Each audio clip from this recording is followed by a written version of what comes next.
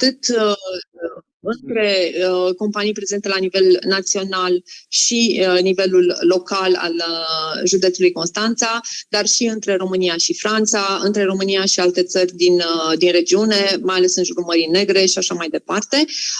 Și am vorbit cu această ocazie despre transformarea agroalimentară, despre industria aeronautică, despre infrastructura multimodală, despre energiile regenerabile, domenii în care, încă o dată, Franța are o expertiză recunoscută la nivel mondial și unde România are proiecte majore în care ne dorim, bineînțeles, să ne proiectăm împreună. Aș mai vrea să vă mai povestesc sau să revin asupra altor proiecte pe care continuăm să investim resurse în perioada următoare.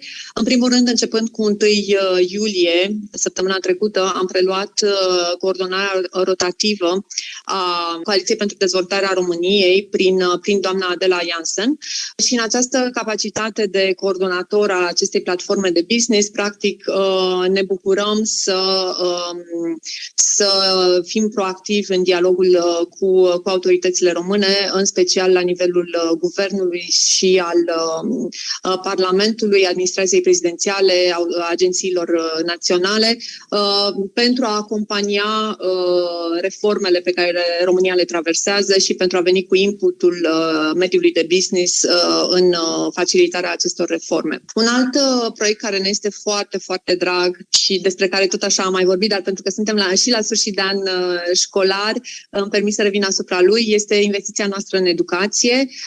Am dezvoltat cu un partener foarte apropiat, Academia de Științe Economice, un program care se numește MEGA și care este un master în antreprenoriat și gestiunea afacerilor, un program unic în România, unde competențele din mediul privat se îmbină foarte armonios cu competențele academice și din care, practic, participanții pleacă cu un bagaj de cunoștințe atât solid, atât la nivel economic, cât și la nivel practic. Un program în care investim atât profesioniști, reprezentanții mediului de afaceri, oameni din companii care coordonează seminariile acestui program. Investim de asemenea și oportunități de stagiu pentru participanți care au posibilitatea de a descoperi o nouă companie, o nouă meserie, un nou sector, intervenind în companiile noastre. Și construim împreună cu ASEU, practic, o curiculă care să apropie cât mai mult competențele de piața muncii. Este un program pe care ne dorim să-l și scalăm și anul acesta am lucrat cu foarte multe universități din țară.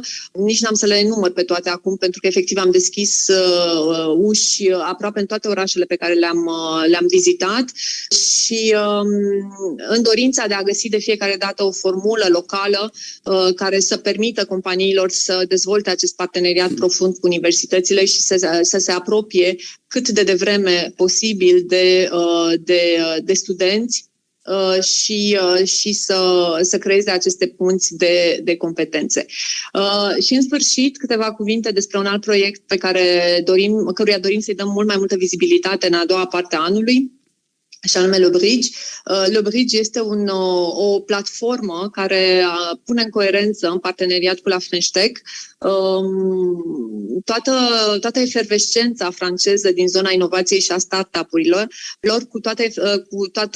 cu tot dinamismul de pe piața românească în acest domeniu. Și aici diferite lucruri pe care lucrăm, fie că propunem programe de mentoring pentru noile proiecte, fie că încercăm să orientăm companiile către soluții de finanțare, fie că lucrăm împreună cu ele pe o zonă de consiliere pentru a încerca să le ducem mai departe pe piețe internaționale. Dar despre acest proiect vom avea foarte multe lucruri să vă povestim în toamnă, când vom avansa mult mai mult. Și în încheierea proiectelor noastre și, în fine, a ceea ce ne propunem pentru următoarea perioadă, voiam să menționez că CCI FER aniversează anul acesta 25 de ani, o sărbătoare importantă pentru comunitatea noastră, care reunește 550 de membri și vom avea marea plăcere să sărbătorim acest moment împreună cu comunitatea și partenerii pe 25 septembrie la Ateneul Român. Da, interesant, pentru că de-a lungul timpului am vorbit despre proiectele derulate de CCI FER, dar acum când, iată, iată, le-ați enumerat, vedem cât de diverse sunt aceste proiecte, cât de ample sunt preocupările SSIFER și cât de diverse sunt domeniile în care activează, ceea ce sigur că ne bucură și e foarte interesant pentru economia și societatea românească în general, aș spune. Vă propun să închidem dialogul nostru de astăzi, pentru că, încă o dată, mâine este o zi specială, este Ziua Națională a Franței, cu un mesaj pe care v-aș ruga să-l transmiteți foarte scurt, evident, companiilor din cadrul SSIFER, dar nu numai, companiilor românești. Și am să încep cu dumneavoastră, v-aș ruga, doamna Adriana Record, apoi am să rog și pe domnul François Cost să adreseze câteva cuvinte. Dar, Adriana Record, un scurt mesaj, dacă aveți la îndemână, dacă pot să spun așa.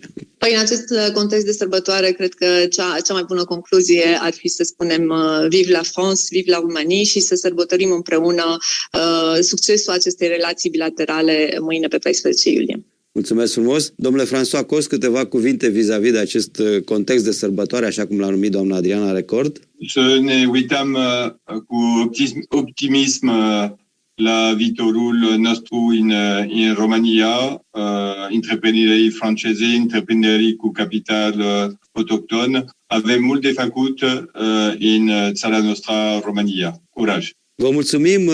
Iată mesaje optimiste și cred că sunt binevenite în acest context. Astăzi, la Esențial, ați ascultat o emisiune dedicată Zilei Naționale a Franței și, în general, dedicată relațiilor economice dintre România și Franța. Invitații acestei ediții au fost domnul François Cost, președintele Camerei de Comerț, Industrie și Agricultură franco-română, și doamna Adriana Record, director executiv la SSIFER. Le mulțumesc pentru prezență, vă mulțumesc de asemenea pentru că ne ascultați. Eu sunt Constantin Rudnițchi și vă spun ca de obicei, rămâneți pe RFI, toate cele bune, să ne auzim și să ne vedem sănătoși. Esențial. Doar ceea ce este relevant pentru economie. Emisiune susținută de Camera de Comerț și Industrie franceză în România. Ascultați poveștile care schimbă jocul.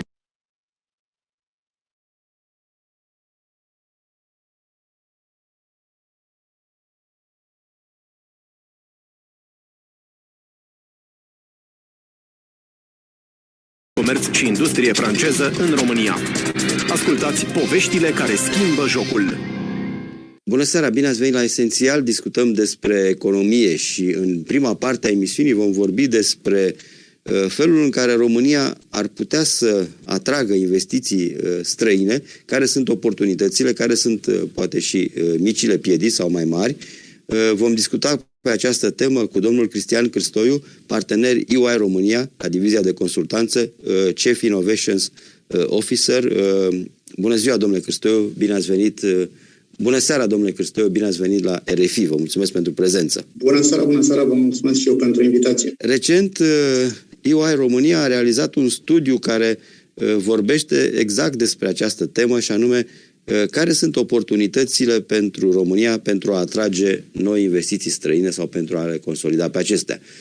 Care este contextul în care ați realizat acest studiu?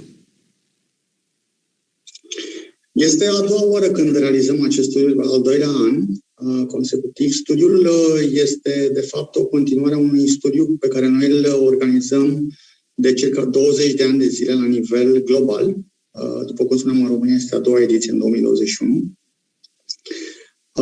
Și este generat de o dorință a României de a atrage noi investiții străine, o dorință firească de altfel pentru a putea rămâne competitivi pe piața regională și, de ce nu, globală.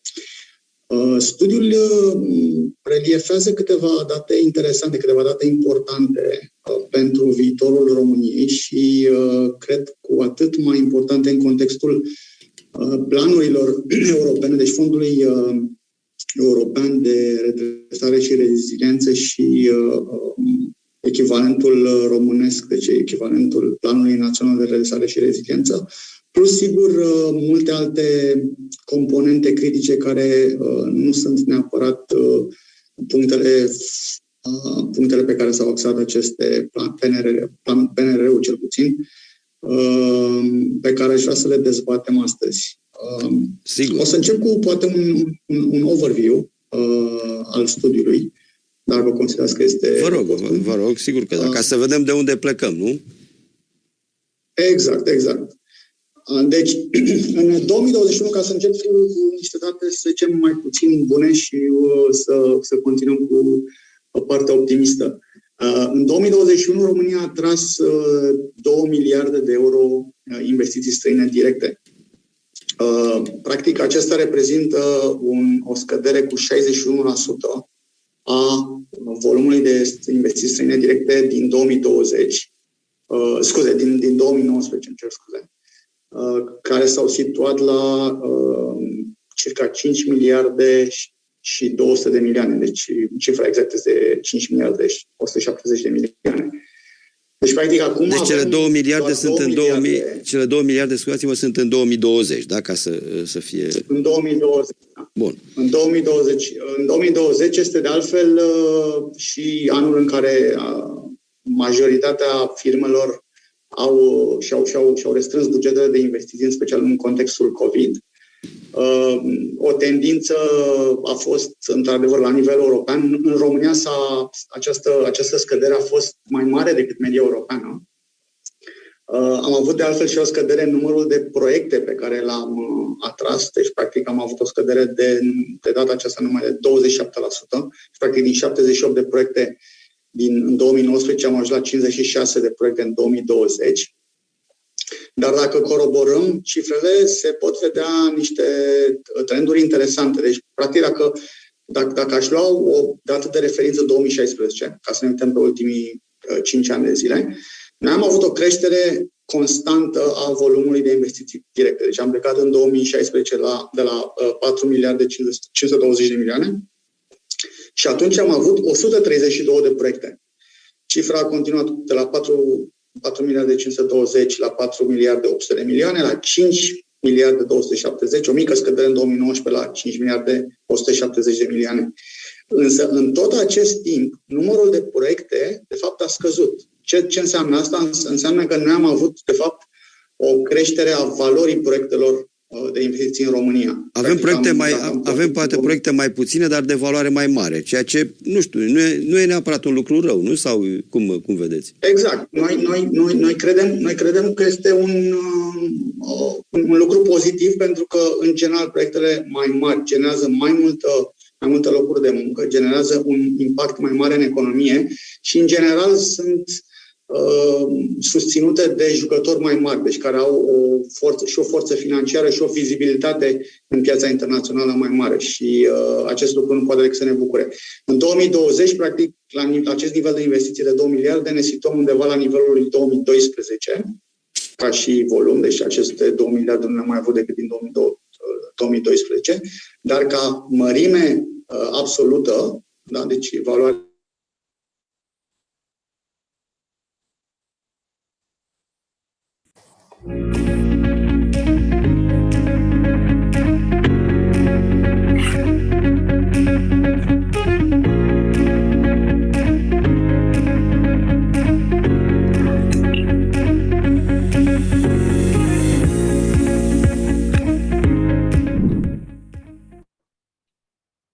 Madame l'ambassadrice, domnule prim-ministru, stimați membrii al Camerei de Comerț și Industrie Franco-Română, bună ziua și bine ați venit la acest grand matinal digital al CCIFR în contextul Sărbătorii Naționale al Franței.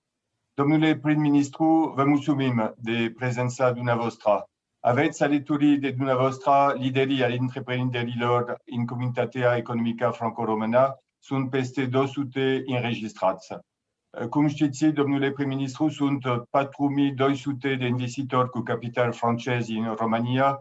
Numerosele companii cu capital francez prezente aici în România au găsit o sursă de creștere accelerată pe o piață europeană nesaturată. Preferința publicului românesc pentru numeroase mărci franceze este o dovadă a succesului lor în România.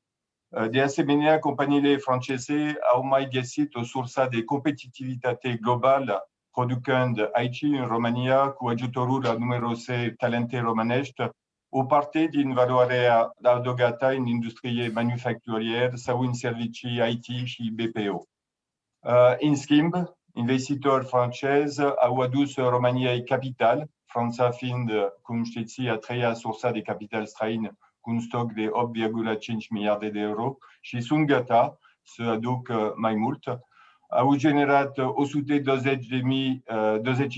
de locuri de muncă directe, contribuie puternic la internaționalizarea economiei românești, în mod special în sectorul automotiv, de exemplu, cu Dacia, care reprezintă 7% din exporturile României. Companiile franceze contribuie la creșterea în gama a economiei românești, cu prezența centrelor de engineering, precum cel din Thales în domeniul spațial și de apărare. Prin achizițiile lor, prin acordurile de producție, prin joint venture, investitori francezi au contribuit semnificativ la dezvoltarea IMM-urilor cu capital autohton și, în sfârșit, considerăm, domnule prim-ministru, că prin savoir-faire sau comunitatea economică noastră este un partener firesc în reformele conduse de autoritățile. Bineînțeles, avem în comunitatea noastră companii cu capital autohton și le ajutăm să exporte în Franța. Mă bucur să împărtășesc cu dumneavoastră, domnule prim-ministru, că în ultimul barometru al CCIFR arată că moralul liderilor de companii este, per total, cel mai ridicat din ultimii ani. De astfel, indicii macroeconomici le dau dreptate. Constatăm că România traversează criza relativ bine din punct de vedere economic și social. Perspectiva dumneavoastră de a susține creșterea economică prin investițiile publice este una încurajatoare pentru noi și ne bucurăm că există 3 surse masive de finanțare, cu 76 miliarde de euro din PNRR și din Multi-Financial Framework, alături de 60 miliarde de lei pe an din bugetul de stat. Întrebarea noastră ar fi ce se va face diferit pentru a absorba mai bine banul disponibil. În paralel, investițiile private trebuie să rămână ridicate în formarea PIB-ului României și am primit mesajul dumneavoastră recent că strategia guvernului în ceea ce privește investițiile străine va fi schimbată. Suntem curioși, domnule prim-ministru, despre schimbările majore pe care le veți face. Competitivitatea României este motivul nostru pentru care ne implicăm în dialogul public cu autoritățile centrale și locale. Avem, cum știți, 5 priorități pentru competitivitatea României. În primul rând, reducerea deficitului forței de muncă. În al doilea rând, simplificarea interacțiunilor între întreprinderii noștri și administrația publică centrală și locală. În al treilea rând, este foarte important pentru noi, pentru business case de investiții pe care facem, este foarte important predictibilitatea legislativă și fiscală. În al patrulea rând, convergența infrastructurilor de transport, de sănătate, de educație la un nivel european este un element de competitivitate esențial și, în sfârșit, o prioritate pentru competitivitatea României este, din punct de vedere nostru, o ancorare puternică în Uniunea Europeană, pentru că considerăm că Uniunea Europeană este pentru România, la fel ca pentru alte țări, o sursă de stabilitate și de finanțare pentru convergența.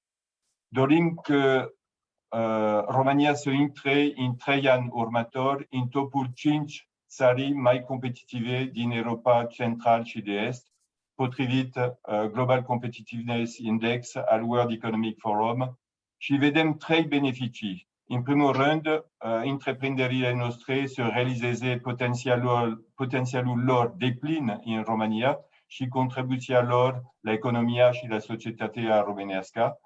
În al doilea rând, un beneficiu ar fi că români să rămâne în România și în al treilea rând că România să beneficieze de oportunitățile de relocalizare a activităților strategice aflate în Asia, contribuind așa la reziliența europeană.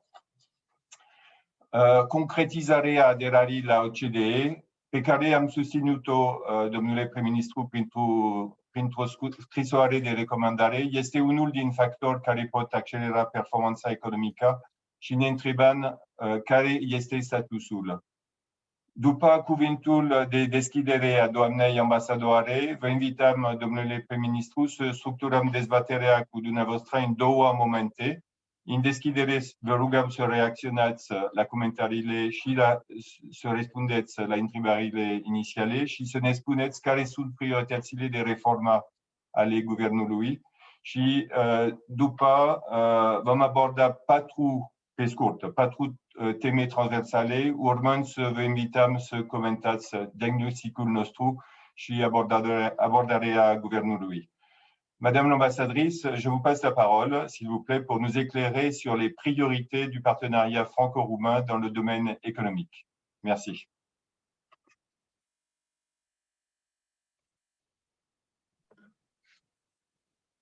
Monsieur le Premier ministre, Mesdames et Messieurs, Monsieur le Président de la Chambre de commerce et d'industrie France-Roumanie, cher François Coste, et chers membres de la CCIFR, j'espère que vous m'entendez correctement et que vous acceptez que je m'exprime en français pour ce si important rendez-vous, Monsieur le Premier ministre.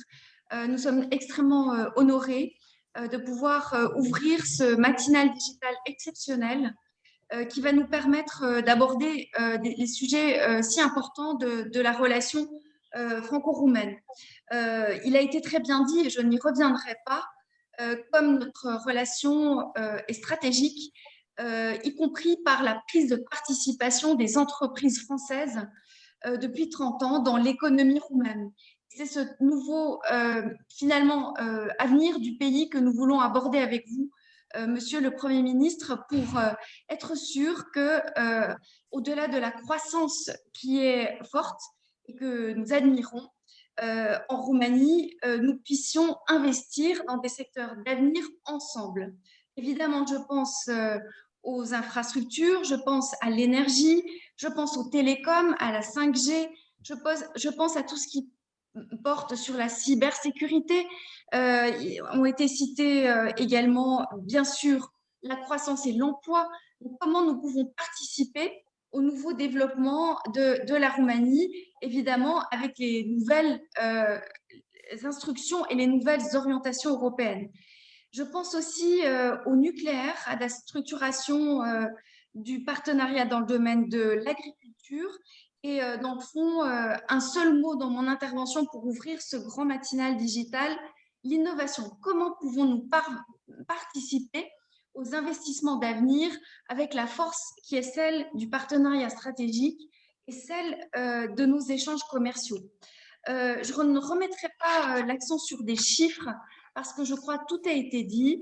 Nous voulons monter, Monsieur le Premier ministre, en compétences, nous voulons monter en qualité. Nous avons des exemples de filières structurantes, par exemple dans le domaine de l'automobile depuis 30 ans et même avant, avec le premier investissement qui a été fait par Renault ou Michelin. Et je sais que vous avez visité récemment l'usine de Zalao et Carrefour, qui sont ces nouveaux segments depuis quelques années de nos investissements. Agriculture biologique, chaîne de valeur sur une agriculture durable, énergie évidemment, et je pense aussi à tout ce qui porte dans la feuille de route, à ce que nous avons cité, évidemment les investissements en matière de chantier naval ou l'aéronautique, puisque vous savez que Airbus, avec les 3 pays qui sont derrière, donc l'Allemagne, l'Espagne et la France, sont à vos côtés pour réfléchir à la structuration d'une filière industrielle autour des hélicoptères et autour de Brașov. Enfin, Monsieur le Premier ministre, donc, je voudrais dire que cette relation économique, elle peut être vue de 2 manières. Soit comme quelque chose de symbolique, et puis maintenant nous ouvrons l'Europe à d'autres partenaires, à d'autres investisseurs. Pendant 10 ans, nous l'avons fait. Nous avons ouvert sans réflexion et avec allégresse en France également, à des investisseurs qui étaient asiatiques, à des investisseurs qui nous permettaient de nous diversifier et de faire de l'Europe une place, par exemple, bancaire forte. Mais maintenant, je voudrais dire qu'après la crise pandémique, nos axes de réflexion, en particulier pour la présidence française, portent sur la manière dont nous pouvons nous organiser, nous, en Europe, après le Brexit, pour faire de nous une puissance industrielle visible, une puissance industrielle qui va réfléchir à une sorte de réflexion sur la souveraineté stratégique de nos pays. Et à cet égard, vous pouvez compter sur la relation franco-roumaine pour être partie prenante dans tous les secteurs de cette réflexion avant la présidence française. Je remercie la Chambre de commerce parce qu'au-delà de nos propres échanges, de nos propres structures de réflexion, de think tank, je dois souligner que nous travaillons la main dans la main sur chacun des secteurs. Donc, vous pouvez compter sur nous avec une force en fait complète pendant un an entre le gouvernement, entre nos collègues à Bruxelles qui préparent la présidence française et qui sont en train d'essayer de faire en sorte d'apporter un appui au PNRR roumain et également pour regarder vers l'avenir, ne pas nous contenter des profits et de la croissance aujourd'hui, mais de regarder plus loin. La Chambre de commerce, vous le savez, coordonne la Coaliția pentru Dezvoltare pour les 6 prochains mois et nous voulons prendre notre part dans le développement et la réflexion pour la Roumanie de demain. Merci beaucoup encore une fois, Monsieur le Premier ministre, d'être avec nous aujourd'hui pour ce grand matinal digital. Merci, Madame l'ambassadrice. Domnule prim-ministru, aveți acum cuvântul, vă rog.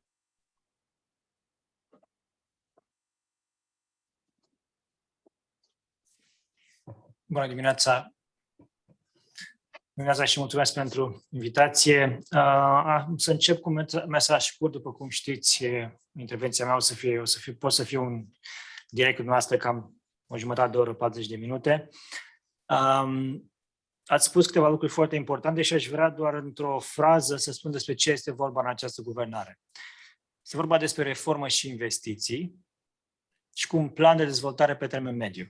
Cam la asta se rezumă tot ceea ce vrem să facem în această guvernare, care a început foarte bine, spun eu, dar care are un orizont de timp peste 2024. Eu am tot spus în spațiul public că acum pregătim planul de dezvoltare pentru România până în 2028. Și lucrurile sunt foarte simple din punctul meu de vedere. Ați menționat cele 76,2 miliarde de euro. Știți foarte bine că acești bani se întind pe un parcurs între 2022 și 2027. Deci, orice plan facem trebuie să ținem cont de această programare.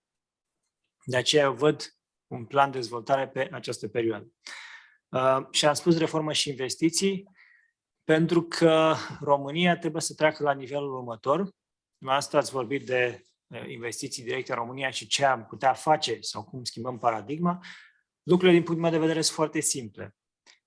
Trecem la un mod de dezvoltare economică în care locurile de muncă, de exemplu, sunt bine plătite, deci atractivitatea României nu o să mai fie cu locuri de muncă ieftine pentru tipuri de muncă care nu aduc valoare adăugată mare. Schimbăm lucrurile, trecem la locuri de muncă bine plătite pentru investiții care aduc valoare adăugată mare. Știți foarte bine că pentru a fi competitiv la nivel global astăzi, trebuie să te duci în această direcție, acolo unde ai valoare adăugată mare și unde ai și marge de profit mare. Asta înseamnă forță de muncă calificată și pentru asta pregătim terenul și în România. Calificarea forței de muncă o vom face și prin resurse de la stat, bineînțeles, o vom face în parteneriat, așa cum deja a început, cu cei din sectorul privat, cu investitorii din sectorul privat. Câteva lucruri pe care le-am mai spus, dar vreau să le reiterez aici. Da, este adevărat, România în perioada următoare are o șansă unică. Sunt cei 76,2 miliarde de euro care se împart în 29,2 miliarde de euro din PNRR și restul din fonduri europene. În același timp, este un commitment, este un angajament ferm al guvernului, a acestui guvern și mă asigur prin PNRR că va fi și în viitor, de a investi cel puțin, s-a spus 60 de miliarde de lei, eu vorbesc în euro ca și pentru ceilalți să fie și mai simplu, cel puțin 13 miliarde de euro anual de la buget, investiții în economie. Asta înseamnă, dacă ne uităm la nivelul anului 2028, aproape 170 de miliarde de euro sau peste 150 de miliarde de euro investiții în economie și vreau să ne uităm la această cifră prin prisma sau prin filtru a ceea ce înseamnă PIB-ul României astăzi, un PIB de 200 de miliarde de euro. Deci vom investi în România în perioada următoare aproape o valoare încă aproape de PIB-ul României de astăzi. Ceea ce înseamnă provocări, în primul rând.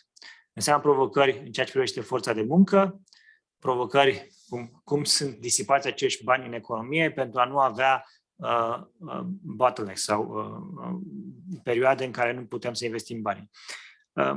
Aș vrea pentru că suntem la o discuție cu sectorul privat, câteva lucruri din PNRR care vă interesează. Acolo știți foarte bine, sunt peste 2 miliarde de euro, bani care se adresează direct sectorului privat. Deci bani care pot merge către sectorul privat și care sunt legați de digitalizare. În același timp, mesajul este foarte simplu. Cei peste 150 de miliarde de euro sunt bani pe care îi administrează, e adevărat, statul român, îi investește în economie, dar statul român nu poate să investească fără companiile din sectorul privat. Deci munca se va face, vehiculul este statul român, e adevărat, pentru toate cele 150 de miliarde de euro, dar vom face aceste investiții în economie cu sectorul privat, companii din sectorul privat, companii în digitalizare, companii în energie verde, companii în construcții, tot ce este nevoie e vorba de companii din sectorul privat. Deci nu doar cei 2,2 miliarde sau 2,2 miliarde din PNRR sunt pentru sectorul privat, toți cei 150 de miliarde de euro care vin în economie vor trece prin sectorul privat. Pentru fiecare proiect este nevoie de o companie în partea cealaltă, care, bineînțeles, va câștiga un contract prin licitație, care vine din sectorul privat și va implementa aceste resurse în economie. E adevărat, acestea sunt lucruri pe care deja le știm. În același timp, da, ne batem la nivel global pentru investiții. Vrem mai mult capital în România, vrem mai multe investiții în România pe lângă aceste fonduri europene și PNRR și bani investiți de la buget. Și pentru asta facem câteva lucruri. Așa cum am spus, ne uităm la ce a fost prost făcut până acum. De ce nu au venit investitorii în România până astăzi și au ocrotit investitorii în România? Pe de o parte, este adevărat că legislația din România nu a fost, nu aș spune prietenoasă, dar n-a fost la fel de clară și a fost ușor interpretabilă. Și lucrăm la această legislație, inclusiv la legislația achizițiilor publice. Este parte din pachetul de reforme pe care l-am anunțat.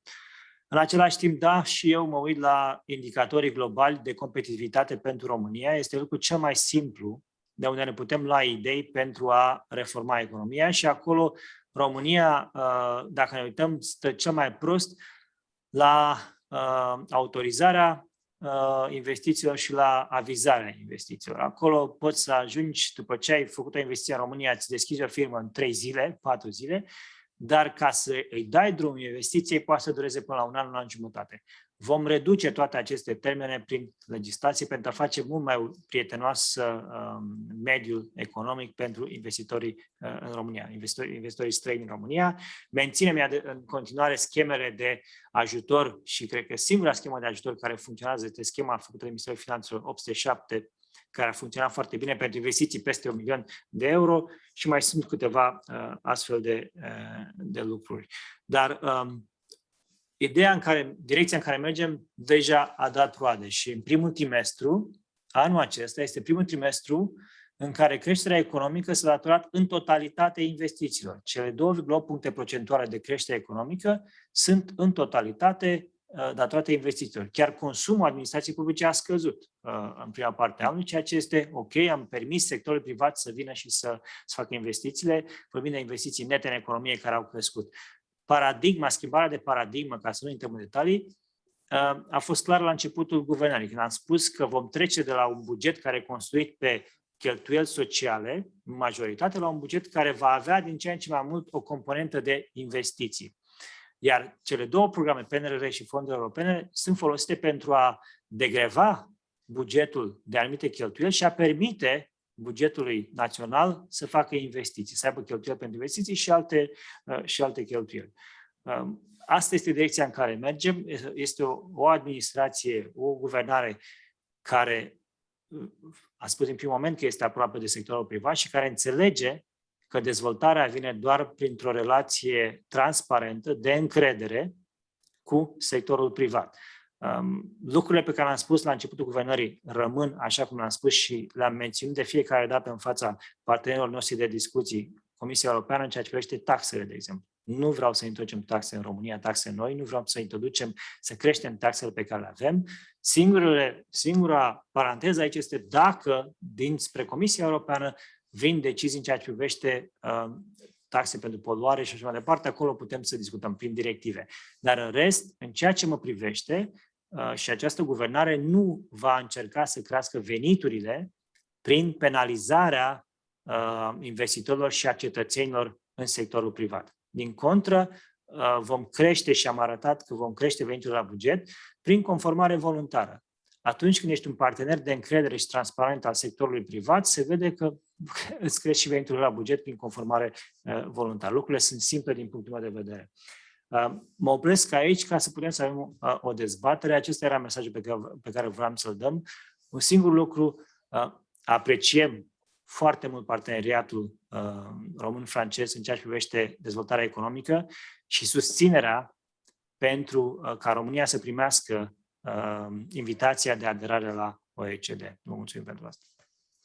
Vă mulțumim, domnule prim-ministru, pentru cuvintele dumneavoastră foarte încurajatoare, într-adevăr. Vom trece acum la masa rotundă. Nu vă aud.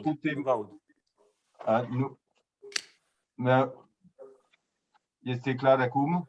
Acum vă aud, da, mulțumesc. Okay. V-am spus, vă mulțumim, domnule prim-ministru, pentru cuvintele dumneavoastră foarte încurajatoare, într-adevăr. Și vom trece acum la masa rotundă cu 4 teme transversale. Îl invit în ordine să iau cuvântul pe Eric Stab, Costin Borc, Julien Munch și Adela Jansen. Eric, te rog.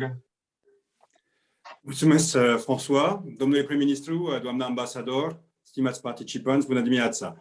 Mă bucur că am ocazia de a vă împărtăși opiniile comunității de afaceri franco-romane cu privire la un subiect care este foarte important pentru noi toți și care ne va modela viitorul pentru mulți ani de acum înainte, și anume tranziția verde. După cum știm, Europa este foarte angajată în dezvoltarea unei economii mai verzi și dorește să exercite un adevărat leadership în acest sens. Punerea în aplicare a Green Deal se află în centrul multor politici economice, este o componentă cheie a PNRR, iar noul pachet legislativ prezentat de Comisia Europeană săptămâna trecută, Fit for 55, propune o serie de măsuri concrete și obiective ambițioase în domenii precum dezvoltarea energiei regenerabile, renovarea clădirilor sau transportul. România a făcut progrese în aceste domenii de-a lungul anilor, dar drumul este încă lung, iar aceste noi ambiții presupun o evoluție accelerată în anii următori, menținând în același timp energia, locuințele și transporturile la prețuri accesibile pentru populația românească și pentru companii. Dacă mi permiteți, aș dori să fac o scurtă enumerare a provocărilor cu care se confruntă unele sectoare. În zona energetică, tranziția verde înseamnă, printre altele, un accent mai mare pe electrificare, care va necesita foarte mari investiții în noi capacități de energie regenerabilă, o întărire masivă a infrastructurii energiei electrice și, de asemenea, multe modificări ale echipamentelor consumatorilor. În același timp, România este un mare producător de gaz, gazul fiind, fără îndoială, energia de tranziție a tranziției energetice. Și va fi nevoie de aceasta pentru mult timp de acum înainte. fereastra oportunității de a asigura beneficiile pentru țara din producția de gaze din Marea Neagră este totuși tot mai mică, iar România va trebui să reducă costul tranziției energetice pentru comunitate, să promoveze și să sprijine noi forme de gaze verzi, precum biogazul, biometanul produs din deșeurile agricole și urbane și hidrogenul verde. Pentru a îndeplini aceste obiecte ambițioase, va fi esențial să relansăm dezvoltarea energiei regenerabile, solară și eoliană onshore, eoliană offshore, și de asemenea a energiei nucleare, prin implementarea unui sistem adecvat de sprijin, de exemplu, sub forma unui așa numit contract pentru diferență. Nu în ultimul rând, într-un context în care prețurile la energie sunt în creștere și este probabil că acestea să continue să crească, protecția eficientă a consumatorilor vulnerabili devine o necesitate absolută. În ceea ce privește construcțiile și clădirile, va trebui să se pună mult mai mult accent în viitor pe utilizarea unor materiale de construcție mai eficiente, pe moduri de construcție diferite și pe eficiența energetică, pentru care potențialul din România rămâne imens.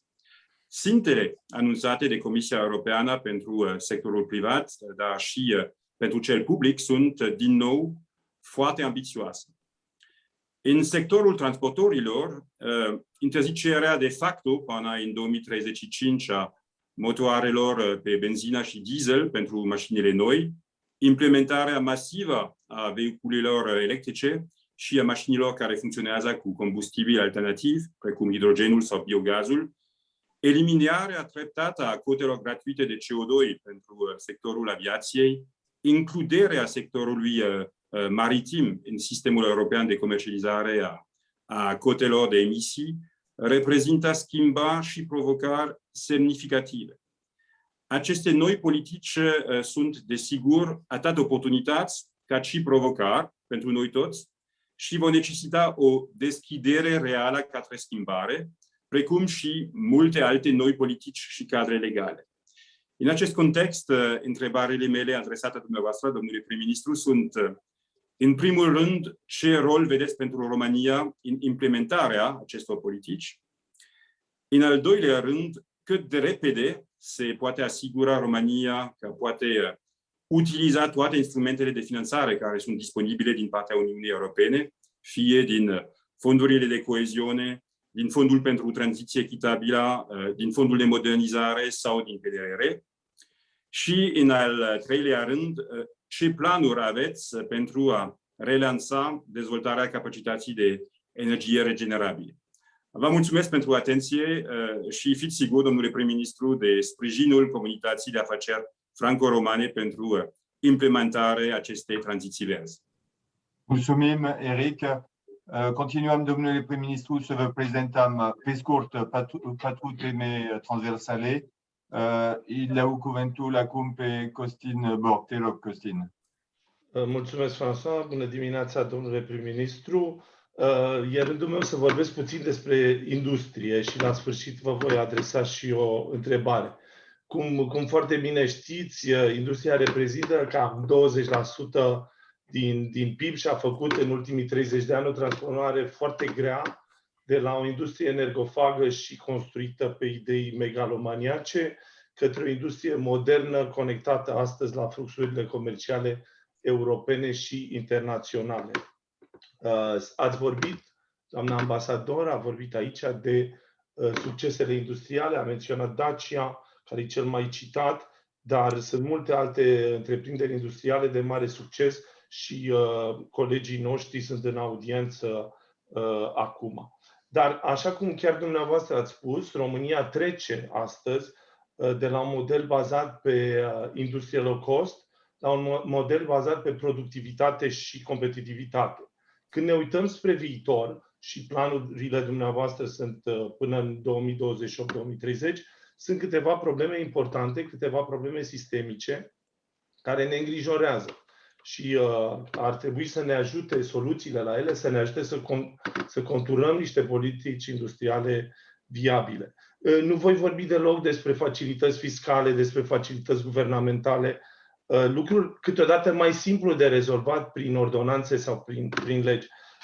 Ați vorbit chiar dumneavoastră de necesitatea unei forțe de muncă competitive, bine pregătite, care înseamnă, de fapt, atât la nivel de bază, deci școli profesionale, licee tehnologice, școli de ucenici sau universități, iar universitățile românești nu oferă întotdeauna, ca să fiu amabil, nu răspund la cererea din industrie prin oferte adaptate. Exemplul pe care îl avem, cel mai clar și pe care Uniunea Europeană îl urmărește, este numărul mare de NEET, nu? De Not Employed in Education or in Training, foarte mare și mulți, cam 40%, dacă am citit bine statisticile, care sunt plecați încă din învățământul primar sau gimnazial.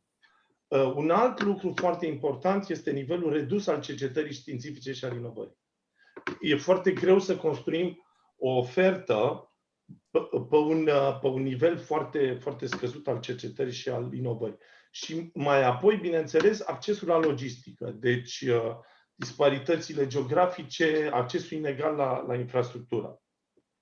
A vorbit înainte colegul meu Eric Stab de toate transformările impuse de tranziția verde. De faptul că lanțurile industriale vor trebui să fie niște lanțuri lipsite de producție de CO2. Deci nu numai mașina, camionul electric, tot ce avem va trebui să nu producă CO2, ci și componentele care vor fi introduse în aceste mașini, în acest lanț industrial, să fie cu consum mic de energie, să fie cu consum de energie verde, să fie neproducătoare de CO2. Deci, ca România să poată să atragă pe viitor investiții industriale, așa cum doriți dumneavoastră, la un nivel ridicat, cu salarii mari, cu valoare adăugată mare, sau să poată să exporte, cum e cazul firmelor care fac inginerie, care fac lucrări industriale în străinătate, e nevoie de o soluție combinată. Și aș vrea să vă întreb, domnule prim-ministru, care sunt oportunitățile, ce credeți care sunt oportunitățile de a crea aceste ecosisteme, deci pornind de la educație, cercetare, inginerie și producție pentru sectoarele industriei românești.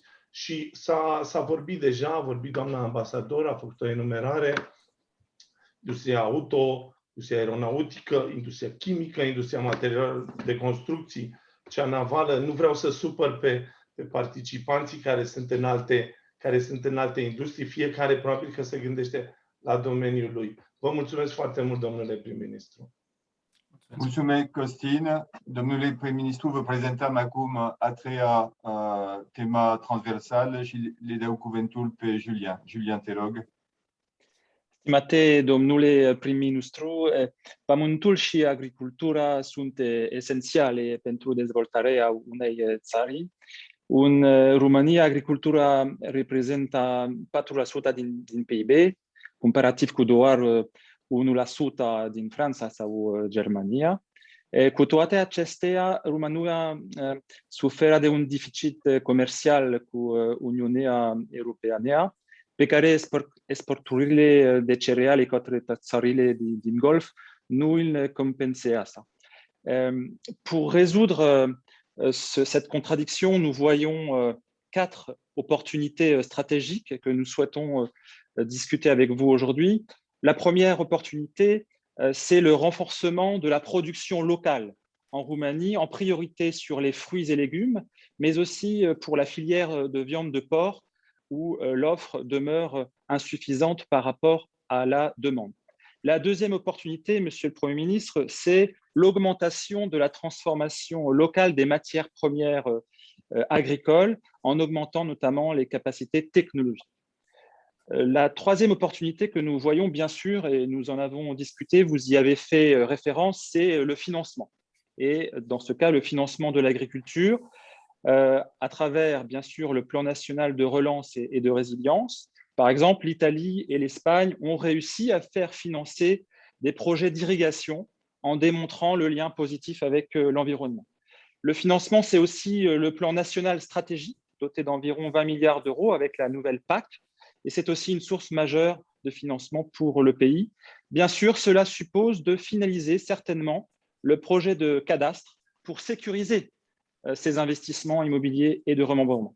Et enfin, dernière opportunité que nous apercevons, c'est une coopération, bien entendu, renforcée dans le domaine agricole et agroalimentaire entre la France et la Roumanie, deux grandes agricultures de l'Union européenne. Ce ne puteți să spune, domnule prim-ministru, despre realizarea acestor oportunități strategice, întărirea producției locale, dezvoltarea procesării locale, finanțarea agriculturii prin PNR și PNC și cooperarea consolidată între Franța și România. Din păcate, Merci, monsieur. Merci, Julien. Merci, monsieur le Premier ministre. In sfârșit, but not the least, a patra tema transversală prezentat de către Adela Jensen. Te rog, Adela. Mulțumesc, François. Bună ziua, domnule prim-ministru. 2021 poate reprezenta într-adevăr un moment de cotitură în dezvoltarea României cu viziune pe termen lung și acțiuni pe termen scurt pentru reforme structurale care au impact și la nivel individual. Și ne bucură tare mult fermitatea afirmațiilor dumneavoastră referitoare la locuri bine plătite și investiții străine generatoare de valoare adăugată. Am ales să introduc subiectul resurselor umane și al competențelor prin câteva cifre aspiraționale despre atractivitatea României pentru investiții străine directe, care au un rol fundamental în dezvoltarea economiei interne. Franța este principalul investitor în România din perspectiva numărului de proiecte și pe locul 3 sub aspectul creării locurilor de muncă anunțate într-un an de pandemie 2020 pentru 2021. 75% din companii își continuă planurile de investiții, având încredere în capacitățile locale. În acest context, o radiografie realistă cuprinde o mândrie a existenței talentelor în România, un magnet îndeajuns de puternic pentru investiții, dar și un deficit structural al forței de muncă, atât cantitativ cât și calitativ, toate într-o competiție globală pentru resurse. În primul rând, deficitul cantitativ. Voi menționa doar 3 lucruri referitoare la această problemă. Stoparea migrației, atragerea diasporei în România. A doua, activarea unei populații nefiresc de numeroase care este inactivă în sensul nefiscalizării și activarea populației tinere între 20 și 34 de ani care nu lucrează sau nu urmează studii și cursuri de formare. În al doilea rând, deficitul calitativ, care trebuie redus urgent, educația reprezentând viitorul unei națiuni. Voi menționa astăzi doar 3 tipuri de reforme profunde care pot avea impact major în competitivitate și atractivitatea României. Prima ar fi susținerea învățământului profesional în sistem dual, inclusiv la nivelul companiilor mici și mijlocii, comunitatea franco-română investind deja masiv în parteneriate cu liceele tehnologice, atât companiile mari cât și grupuri de IMM-uri, precum cel de la Făgăraș. A doua ar fi consilierea și orientarea profesională precoce a tinerilor, prin facilitarea stagiilor de practică de lungă durată și, nu în ultimul rând, ceva ce s-a menționat deja, susținerea universităților în a dezvolta programe atractive pentru tinerii români și, de ce nu numai români, care să combine conținutul academic cu unul practic cu acces la know-how și tehnologie. CCIFER și ASE desfășoară deja un astfel de program pilot la nivel de master pe care îl implementăm acum la nivel național. Menționez și competențele digitale strategice pentru atractivitatea României, deoarece 63% din investitori consideră că economia digitală este principalul sector care va crește productivitatea și competitivitatea României față de o medie europeană de 51%. De asemenea, 89% declară că disponibilitatea competențelor tehnologice este critică în destinația investițiilor lor. Închei cu 5 idei de final. Avem nevoie de o legislație a muncii care să fie ancorată în realitatea secolului 21, simplificată, flexibilă pentru a integra ușor tendințele care devin o realitate mult mai repede și mai agresiv decât ne imaginăm. Un sistem educațional performant. Salutăm programul România Educată asumat de Guvernul României ca proiect de țară. Îmi permit să vă citesc și să vă felicit totodată, reprezentând o parte din demersul de a face o reformă a educației, adresând probleme strategice de organizare și conținut. 3. Politici publice care să integreze corelații între domenii. Muncă, educație, inovație, digital, s-au menționat deja astăzi. A le privi transversal este ceea ce facem deja în companii și ne bucură demersul dumneavoastră de a avea comisii interministeriale. Predictibilitatea este des reclamată, inclusiv astăzi, permite să ne concentrăm pe reforme, proiecte, construcție și, în ultimul rând, o revoluție a mentalității.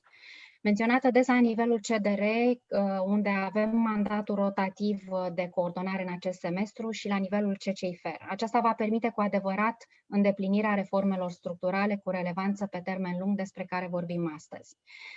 CCIFER sărbătorește anul acesta 25 de ani de activitate în România, are o evoluție ascendentă în conturarea propriei strategii și a contribuției la dialogul public prin grupurile sale de lucru și mă alătur colegilor mei în a sublinia dorința și disponibilitatea de a vă fi alături în implementarea reformelor care nu se pot implementa fără resurse umane și suficiente și competente. O întrebare pe care aș dori să vă adresez este cum vedeți integrarea în politicile publice a acestor corelații între domenii, muncă, educație, inovație, digital, de când și cum putem colabora cu o comisie interministerială pentru a crea o legislație coerentă în acest sens. Vă mulțumesc! Mulțumesc, Adela. Domnule prim-ministru, suntem conștienți că în 6 minute care rămân va fi... O să rămânem 10 până la fără 5, după aceea am o întâlnire la 11, deci 10 minute putem să discutăm. Vă rog să alegeți puncte strategice pe care am menționat, care sunt pentru dumneavoastră cel mai important. Da, mulțumesc mult de tot pentru prezentări și pentru comentarii. Ați identificat corect problemele pe care le avem și sau provocările pentru această guvernare pentru a ajunge acolo unde am spus, la o economie competitivă, cu locuri de muncă bine plătite și cu o producție sau un factor de producție cu valoare adăugată mare. Ăsta este de fapt obiectivul. E adevărat, avem mai multe obiective, nu, în acest moment. Pe de o parte este acesta de a crea o economie competitivă, pe de altă parte, bineînțeles, avem un obiectiv pe care l-am asumat împreună cu partenerii din Uniunea Europeană, acela de a merge către o economie verde. Deci nu doar competitivă, dar și verde. Pe termen scurt, cele două s-ar putea să nu fie foarte ușor de implementat. De aceea, obiectivele, deși sunt comune, de exemplu cel cu energia verde împreună cu partenerii din Uniunea Europeană, strategia de a ajunge la o economie verde diferă de la țară la țară. România va face tot ce este posibil în perioada următoare în ceea ce privește energia verde, dar trebuie să recunoaștem și să ne uităm la realitatea de unde pornește România astăzi. Da, vrem să fim o economie competitivă și nepoluantă, dar tranziția are un cost. Și aici, din punctul nostru de vedere, viteza cu care România va face această tranziție va fi diferită de viteza pe care o vom vedea în alte țări. Și în același timp, bineînțeles, și susținerea o să trebuia să fie mai mare din partea partenerilor noștri europeni dacă vrem să mărim viteza. Noi facem eforturi foarte mari în ceea ce privește tranziția de la energie poluantă, de exemplu în Valea Jiului, către energie verde, dar și aici discuțiile pe care le avem cu partenerii din Comisia Europeană sunt foarte clare din punctul meu de vedere. Viteza depinde de modul în care facem acest lucru. Trebuie să ne gândim că există un cost social pe care nu putem să aruncăm asupra cetățenilor în acest moment. Trebuie să ne gândim la măsuri prin care să ajutăm pe oameni să meargă mai departe, oportunități de investiții. Și aici aș vrea să vorbesc puțin de modul în care văd eu lucrurile.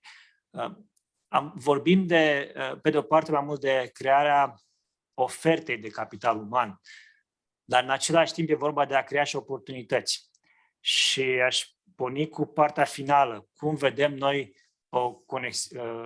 acte normative care să facă legătura între legislația muncii, educație, investiții și așa mai departe. Toate trebuie să aibă un singur obiectiv din punctul meu de vedere. A crea oportunități pentru români. Că ele sunt oportunități în Valea Jiului, sau că sunt în Moldova, sau sunt în sudul României. Peste tot trebuie să creăm cadru legal prin care forța de muncă să se miște flexibil între sectoare și să poată să se recalifice foarte rapid. Da, vom face, așa cum am spus, vom avea comitete interministeriale, soluțiile, așa cum și anul trecut am făcut la fel, soluțiile au venit de fiecare dată după ce am avut împreună cu dumneavoastră, cu partenerii din sectorul privat, dezbateri. Chiar dacă nu am venit cu o idee, câteva soluții, ele au fost îmbunătățite imediat după ce am avut discuții cu dumneavoastră. Deci sunt deschis la așa ceva. Ce văd eu ca un fir roșu între toate temele este capitalul uman. Nu poți să faci dezvoltare fără capital uman care să vină să susțină această dezvoltare. Chiar dacă vorbim de digitalizare, până la urmă tot ai nevoie de capital uman calificat. Și aici avem două probleme. Una pe termen scurt, cantitativ, da? De unde luăm forța de muncă să susținem creșterea economică pe termen scurt, și a doua este pe termen mediu și lung, calitativ. Și aici avem România Educată. România Educată este un proiect care va da vom avea rezultate, cred că în 15-20 de ani ale acestei reforme. Ele nu le vom vedea astăzi. Dar e important să ne asumăm aceste reforme și eu cred că e nevoie de presiunea continuă a sectorului privat ca aceste reforme să fie menținute. E nevoie ca noastră să mențină această voce și să cereți această reformă public în următorii ani, ca oricare guvern ar veni să nu se abată de la aceste obiective. De aceea am inclus reformele în PNRR ca să mă asigur că orice guvern ar veni după 2028-30, bine, până în 2026 rămânem noi. Dar în viitor ne asigurăm că aceste reforme vor fi făcute. E nevoie de această predictibilitate și așa dăm predictibilitatea, când includem reformele în acte normative. Aș reveni puțin iarăși la partea asta de competențe, pentru că ea a fost menționată și în ceea ce privește politica industrială. Aici, da, e adevărat, cercetarea, și eu vă spun o opinie personală, vom vedea cum se va dezvolta cercetarea în perioada următoare, trebuie introdus un principiu al competitivității pentru resurse în toate sectoarele din economie, inclusiv în cercetare. Cei care vor să facă cercetare trebuie să fie în competiție între ei pentru resurse. Dacă aceste resurse vin de la stat sau din sectorul privat. Și doar cei care dau rezultate vor putea să meargă mai departe. A finanța doar de dragul finanțării de la buget nu cred că este o soluție, chiar dacă îi spunem între ghilimele cercetare. Trebuie să găsim acele centre unde se poate face dezvoltarea prin cercetare și acolo, repet, în funcție de rezultate putem să introducem mai multe resurse. Nu sunt adeptul investirii banului public oriunde doar pentru că îi se spune un domeniu, cercetare, și trebuie să investim în cercetare fără să avem rezultate. Nici în educație nu vreau să mai investim fără să avem rezultate, nici în sănătate nu vreau să mai investim fără să avem rezultate. Românii și noi toți trebuie să cerem de la guvernanți ca aceste investiții din bani publici să se vadă și în rezultate. Și asta este iarăși o schimbare de paradigmă. Da, sistemul dual de educație este foarte bun și îl susțin și aici avem exemple foarte bune din sectorul privat. Sectorul privat a făcut o treabă foarte bună în ultimii ani și în discuțiile pe care am avut cu Ministrul Educației preluăm lecțiile din sectorul privat și le vom extinde în tot sectorul. Dar și aici, iarăși, trebuie să facem această extindere în colaborare cu sectorul privat. Tendința este că atunci când preia statul un program, să-l facă mult prea mare și să nu avem nevoie de tot ceea ce produce. De aceea, de fiecare dată trebuie să stăm în contact, așa cum am făcut și până acum. Faptul că am reușit împreună să trecem prin această criză anul trecut s-a datorat modului de lucru pe care l-am avut. Începând de la IMM Invest, măsurile de șomaj tehnic, curs Arbeit și așa mai departe, program de muncă flexibil, toate au fost îmbunătățite după discuțiile cu dumneavoastră, chiar dacă veneau soluțiile de la noi. Și nu în ultimul rând, e adevărat, partea de agricultură. Și aici e vorba de o strategie națională care să meargă exact în aceeași direcție în care vrem să meargă tot restul economiei. Producție cu valoare adăugată mare. Până la urmă și după această întâlnire am o întâlnire cu Agrostar. Tocmai pentru a discuta cu acei oameni, cu producătorii, cu oamenii care sunt cei care creează oferta, și am câteva întrebări foarte importante pentru ei. De exemplu, cum se face că producătorii se plâng că prețurile produselor sunt prea mici, iar consumatorii în partea cealaltă se plâng că prețurile sunt prea mari. Undeva între cei doi se întâmplă ceva, undeva apare un monopol și trebuie să distrugem acel monopol. Și voi avea și astfel de discuții. Dar ca direcție, cum văd eu lucrurile, faptul că ne uităm pe termen mediu și identificăm problemele deja este un pas important. E nevoie de dumneavoastră tot timpul să ne trageți de mânecă pentru a ne spune că încă nu am făcut ce trebuia să facem și că pierdem timp. Acest wake-up call, de fiecare dată când dumneavoastră ne spuneți că am promis ceva și l-am făcut, trebuie să înțelegem că le facem pentru că avem un obiectiv comun. Dezvoltarea României sau să ducem România într-o direcție ca până în 2028 să fie unde ne-am propus. Și eu îmi propun un lucru care nu s-a întâmplat în ultimii 30 de ani de zile. Deci, în ultimii 30 de ani de zile, România a fost cu un PIB per capita la coada Europei. Eu îmi propun că până în 2028 să trecem peste câteva țări, nu știu, 5, 6, 7 țări, să nu mai fim la coada Europei în ceea ce privește PIB per capita, să fim acolo undeva mai sus. Acestea sunt obiective pe care trebuie să ne asumăm, dar nu le putem implementa, nu le putem să ajungem la ele decât prin a rezolva toate aceste provocări pe care dumneavoastră le-ați enumerat în toate aceste sectoare, începând de la energie verde, care este un angajament pe care îl avem toți în Comisia Europeană, la o industrie competitivă, și am văzut clar ce înseamnă dependența de producție din China și așa mai departe în anumite perioade de criză și ca să fii rezilient trebuie să schimbăm paradigma. La agricultură, care este important, a spus 4%, aproape 5% din PIB în România și anul trecut s-a văzut că un an de secetă a semnat foarte mult am pierdut aproape 10% din PIB-ul din trimestrul 3 și, bineînțeles, către resursa umană. Fără resursa umană, repet, chiar și în era digitalizării, fără resursa umană de calitate, nu poți să avansezi, nu ai cum să mergi înainte. Cam astea sunt ceea ce vreau să vă spun acum. Eu vă mulțumesc mult de tot pentru provocările pe care mi le-ați pus pe masă. Nu aveam destule, glumesc, dar doar împreună să știți că le putem face. Și este nevoie să menținem acest dialog și în perioada următoare, pentru că doar din acest dialog cu sectorul privat, eu zic că au de câștigat toți românii, nu doar sectorul privat. Mulțumim, domnule prim-ministru. Vedeți că suntem un partener de dialog și de reforme solid, alături de care puteți construi cu încredere viitorul României. Vă mulțumim pentru dezbatere. Am primit multe întrebări din audiență care vom răspunde cu puteți să mi le trimiteți. echipelor. Puteți să mi le trimiteți și la următoarea noastră întâlnire o să le reiau atunci. Noi ne vedem odată, nu știu, la 3-4 luni ne vedem și atunci o să reiau din întrebări. Oricum, haideți să mergem mai departe cu acele comitete interministeriale pe sectoare și ca să avem și livrabile pentru următoarea întâlnire. Vă mulțumim. Merci, Madame l'ambassadrice, de votre présence, de votre soutien toujours au service de notre communauté économique. Vă urez o zi bună tuturor. Mulțumesc. La revedere.